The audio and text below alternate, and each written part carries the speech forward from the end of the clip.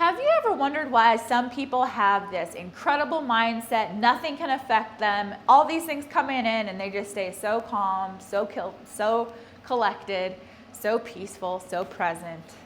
And others, there's a little thing or a fly comes or a little bump in the road and they're completely off course. Now they're spiraling out of control. Well, there is a recipe and there are things that people with incredible mindsets do that when you do these things, you will have a better experiential reality from your mind. And if you don't do these things, well, I can imagine how you spiral out a little bit or you're unable to actually get a grip with yourself. But in this message today, I'm going to give you 8 ways that I have found to create a bulletproof mindset and an unshakable mindset despite life circumstances. And I say despite life circumstances because life will life. It's how we deal with the circumstances. It's how we deal with the reality that creates our experiential reality, that creates how we act, how we react, and how we move into the next action with a greater sense of peace, purpose, and poise. So number 1, I've already written up here when creating a bulletproof mindset is separating the story from the facts. Divorce your story. Who would you be without your story? Free. Hint, just kicker there, you'd be free. Free! Drop the story. Drop the story. And I wrote here that your suffering often comes from your story. Your story about how things should go. Your story about how they should be. Should. Tony Robbins taught me you should all over yourself. People just should all over themselves. Learn to question your assumptions before believing them. Is it even true? Is it even true? Question mark, question mark. Is it true what you're believing that's causing your stress? Is it true you're going to get a divorce? And is it true you're not going to be able to pay your rent? Is it true that everything's going to hell in a handbasket? Well, if you believe it is, that's what you create in your mind, and that's the image that you create. And now you've created mental suffering through your images and through your thoughts and beliefs. Number 2, your own response. You can't control everything that happens, but you can always influence who you become through it. For number 2, I'm going to actually draw a circle. This is a circle of influence, the things you can control and the things you can't control. There's a few things in your control and there's a lot out of your control. God is the ultimate one that is actually in control. So trust him in this. And if everything's happening for you and through you, well then you thank all of the circumstances, you thank all of the stress, you thank all of the things because they're there to teach you. There is no failure. It's only a failure if you allow it to keep you stuck. Keep moving forward through it. You got this. You can do this. What can you control and what can't you control? People's reactions, what they say, their unconscious patterns that they put on you, their verbal vomit all over you is on them. That's not on you. Your own response is something that you can work on. Life is already happening. You can work on you and you can control your own response. But you might say, oh, I feel out of control. Is that a feeling or is that the truth? Back to question your own story. 3, get curious and not catastrophic. How many of y'all, oh my gosh, this one is so real to me. When something goes wrong meaning all problems are perceived problems, but let's say it feels so real and you're experiencing something going wrong. How many of y'all think it's all going to hell in a handbasket? Like, this is it. Everybody hates me. All or nothing thinking. They all want this. They all hate me. Nobody likes me. Nobody, never, should, like, could, would, always, never. That is catastrophic thinking. And it's easy to do. That's why I'm creating this video for you, because it's not catastrophic. The only catastrophe is you believe in your own thoughts that are creating your reality. That's the real catastrophe.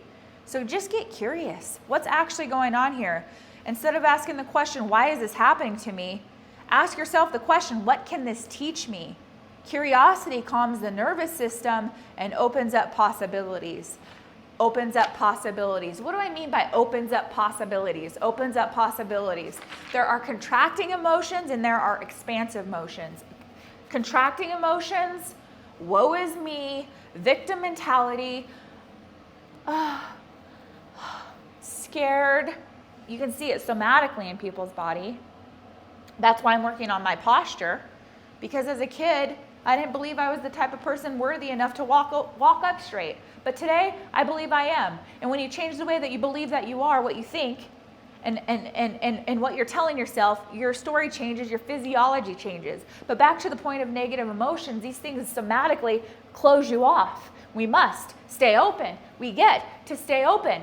So if you feel a negative contracting emotion come on, if you feel yourself start to slouch over and clam up, as it always will, test it for yourself. Next time you're angry, notice how you clam and close off. You look down. You're like, you might even frown. You're like, it's such a subtraction, because think about that. If you're walking around like, oh my gosh, woe is me, I'm a victim here. Now you're putting all that energy out to everybody else. And I argue that, like, actually science proves it. This isn't even an argument, this is a fact. People can feel your energy from 10 meters away. So if I'm walking up tall and my thoughts are right, my inner world's right, and now I'm putting out good energy, and you're putting out good energy, you think other people feel that? Yeah. You think other people can pick up on that? Yeah. You think other people are influenced by that, and now you're a tone setter, a frequency holder for everyone else? Now you're raising the floor for everyone else? Yeah. What are you giving to the space? It all starts from within here. And if you're not at that place where you're like, I can't even give to myself right now, I get it. That's why I'm creating this video. It's about noticing. But if these things go unexamined, then we just go through life and we think this is life, but that's not life. That's a lie in your mind. So keep going. Tell yourself a new story, a true story. Ask yourself, is it true? And ask yourself, what does God say about this? When I say tell yourself a true story, open up the Word. What does the Bible say about this? What does the Bible say about this? What does the Course in Miracles say about this? What do these ancient texts that people have been reading say about this? Tap into that. Not your thoughts, because the thoughts you can't trust. Ask, is it true? And then get that answer to that, and that can actually just set you free right there. So you want to get curious. That's an expander. That helps you lift yourself up. Now your frequency is rising. Now your vibration is rising. And now you're on a new path. Okay? Number 4, anchor your identity. Don't build your identity on success, titles, or other people's opinions. Build it on your values, your character, what's true for you, and beyond that, who you are beyond all of that. So often when we are going through something, we're identified with the marriage that we're in. We're identified as being a single person. We're identified as a mother. We're identified as all these labels that life and the world creates and puts on us. It's time to pull off that label. And it's time to set it down. And it's time to go up and ask God, who am I? Who did you create me to be? He'll answer that, but you got to get clear. You got to get clear. So take a pause, get clear, and ask God, what are you speaking to me in this? What are you speaking to me through this? And what am I to learn here?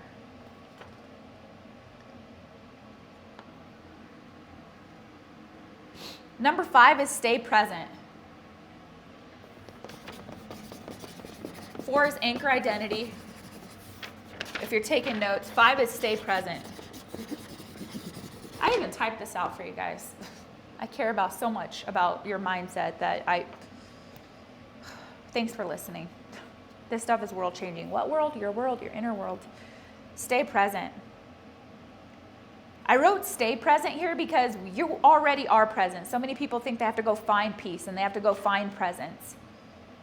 Do you see how crazy that is? Because you already are present. God already gave you this, all of the riches at your birthright. You were given a golden envelope with all of these things: presence, joy, gratitude. You don't have to go out there and find it. It's within. Return to it.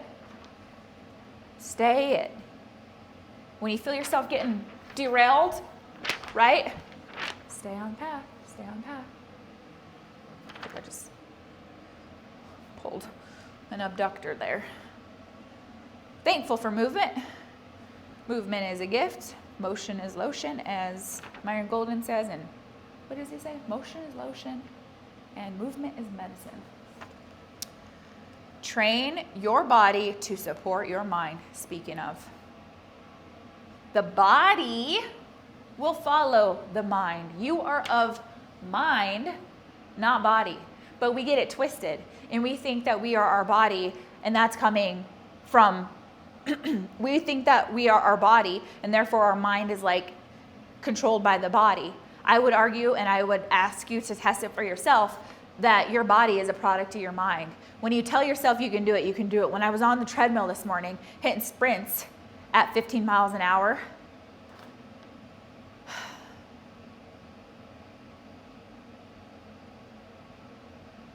up a hill, the body followed my mind. We are born of mind, not body. And we are being imaged, imagined. I imagined myself hitting sprints. I got on the treadmill, I hit sprints, and I was done. But what are you telling yourself? That might be great. Like, great, that's great for you. I can't do that. Well, first of all, I'd argue, what can you do? Second of all, I'd argue that the thoughts in your mind are creating your reality. So if you want to think thoughts of strength, if you want to think thoughts of abundance, if you want to think thoughts of actually going out there and moving your body and walking, have an image of yourself doing it, and then your body will just follow that. But we get it twisted. We think we're fixing the body without fixing the mind. You got to get the mind right. It all starts from within, your internal operating system. Then your external operating system just happens. People ask me, I'm 7 months this month going on, like my little guy just turned 7 months of postpartum for my first baby boy. So grateful for him. And people ask me all the time, how did you do it? I'm like, do what? Like, do what? Like, what are you talking about? How do you look so good? I'm like, I don't even, I see my body, but I'm like, when my mind's right, I'm just eating the things that I know feed me. But if my mind's not right, I'm spiraling out, I'm imaging ice cream, and I'm eating ice cream. I'm like, I just do what I do. I don't even think about it because it's already programmed, because the body's just following the mind. Healthy mind, healthy body. Unhealthy mind, unhealthy body. Dis-ease, disease. You see the correlation? And I get it. There's circumstances where sometimes things happen. I would say largely, though, for the most part, look at that correlation. Test it for yourself. I found it to be true for myself. When I have got ill thinking, I've got ill feelings in the body. When I'm at dis-ease, I've got disease. Harvard studies show this. I found it to be true. Question is, what's true for you? Find that. Number 7 is, 6 was of body, of mind, not body. Okay. 7 is practice acceptance before action. This is a big one. I wrote this one down because accepting reality isn't giving up. It's seeing clearly so that you can respond wisely instead of reacting emotionally. It's not giving up. It's seeing clearly so that you can respond wisely instead of emotionally reacting. Acceptance isn't surrender in a way that's like, I give up, I don't care. For me, what I have found acceptance to be is a superpower. For me, what I found acceptance to be is, and my friend Rachel reminded me of this morning. Shout out, Rachel. I appreciate you, girl. She's like, your superpower is like awesome. You have a way of accepting and neutrality and surrender and non-attachment to these things, these outcomes, these life circumstances that just is so freeing. And I'm like, thank you. And you can too, right? And she does such a great job of that. It's about practicing this acceptance. It's about practicing this acceptance before we take action, right? Because it's all great until you get the diagnosis. I was diagnosed with a brain tumor. I was waiting, not even in anticipation, because I was detached from the outcome. Whether they say it's cancerous or it's benign, what does that have to do with this present moment here and now? What does that have to do with the moment I'm holding my baby boy? What does that piece of information have to do anything with how I'm enjoying this cup of water right now? How does whether they hire me or fire me or choose me have anything to do with me looking in the mirror and choosing myself every day? And guess what? You can choose yourself every day. Look in the mirror and choose you. Choose God. God chose you. You're here. Congratulations. period, right?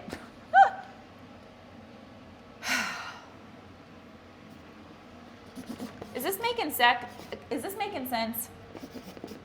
Comment making sense if you're still with me and this is making sense.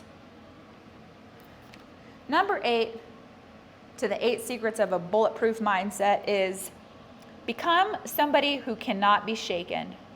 The goal is not a life without problems, because life's, circumstances arise, scenarios. It's not to have a carefree life. It's not to have a life without problems. It's about acceptance of those problems, analyzation of those problems, asking ourselves, is it true? And it's about becoming the person who remains grounded, peaceful, and purposeful in the middle of them. If y'all are listening to this right now, you all are leaders. This last one I'm going to draw, this is a lighthouse. This is a lighthouse.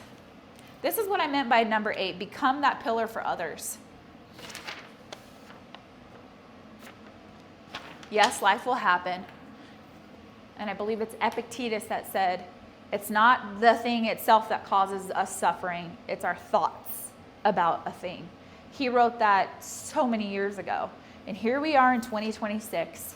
And somehow crazy on this device, I'm here to share with you guys this message. This message that I hope if you take to heart and when you take to heart will transform your mental life, which is the life that we live, the life that we experience, the only life that we live, and the only life that we experience. So do these 8 things today. Bulletproof mindset. Again, I'll go over them for you real quick so that you have them. Take notes if you are. Separate facts from stories. Own your response. Get curious, not catastrophic. Anchor your identity. Who are you in Him? Stay present. Again, you don't have to go get present. You don't have to go find presence. You are presence. Return to presence. Train your body to support your mind. We talked about we are of the mind. And then the body will follow the image that you have. So better image of health and wealth and vitality. You will experience that. Practice acceptance before action and become somebody that can't be shaken. I want you all, this is a bonus here. I wrote a lighthouse there. This is a bonus for you guys. If you are thinking about what that looks like, right?